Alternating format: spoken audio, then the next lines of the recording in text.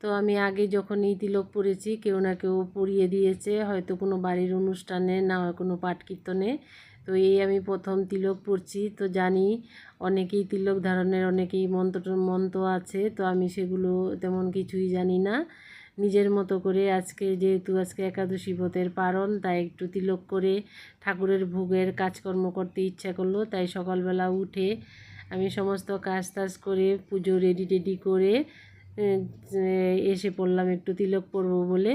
তো এই যে কেমন লাগছে আমাকে তোমরা বলবে। তো এদিকে আমার বর সুন্দর করে পুজোটা দিয়ে দিল, সব আমি রেডি করে দেই, ও শুধু পুজোটা করেছে। তারপরে আমি রান্না করে চলে আসলাম। তো আজকে ভোগ দিব, তাই কি কি রান্না করব দেখলাম। তো বসে পড়লাম আমি সবজি নিয়ে। সবজিগুলো কালকেই এনেছে, যেহেতু বাইরে রাখলে গরমের দিন এখন নষ্ট হয়ে যায়, তাই আমি ফ্রিজেই রেখেছি আর সকালবেলায় বার করে রেখেছি সব।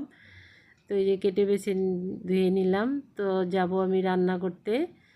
তো ভোগের জন্য আমি সব তৈরি করে নিই, যাতে ভোগের কাজকর্মগুলো খুব সুন্দর করেই হয়। তো সকাল থেকে আমি তাই রেডি করছি। এদিকে এই যেহেতু আজকে আমি ভোগ দিব, তাই সবাই দুপুরবেলা প্রসাদই পাবে, তার জন্য একটু বেশি করেই সবার জন্যই রান্না বাড়া করব। আর দেরিও অনেকটা হয়ে গেছে। তো এদিকে আমার মেয়ে চা করছে, তো প্রসাদ আর চা খাবো, তো আমি তাড়াতাড়ি করছি। তো চা বানিয়ে আমাকে ডাকছে। তো এই যে আমি একটু প্রসাদও নিয়ে নিলাম। প্রসাদ পেয়ে তারপরে আমি চলে গেলাম ভোগের রান্নার জন্য।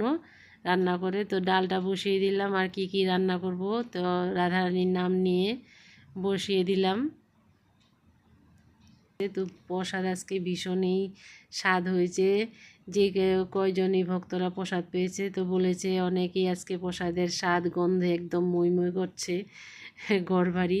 তো জানি না কোনো দিন এমনও হয় যে প্রসাদ খুবই সুস্বাদু হয়।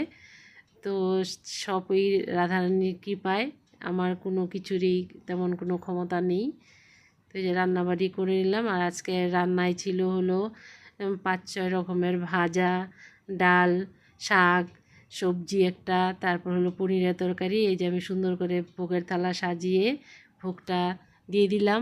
তো আমার এই ভোগের থালাটা ভোগ কেমন লাগলো তোমরা অবশ্যই কমেন্ট করে বলবে।